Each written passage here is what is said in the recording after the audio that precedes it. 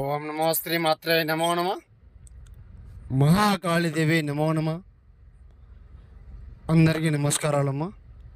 YouTube సోదరులకు శత్రువు నాశనము, మరణము, విధించే మంత్ర శూలము, కంఠము, సర్వనాశనము, రక్త నివారణము, ప్రయోగము, కన్విష్టము, ఏకదాడి మరణ తాండవము. మీ కళ్ళ ముందు మీరే మీ శత్రువు ఎవరైనా కూడా వాళ్ళ మరణం చూడొచ్చు.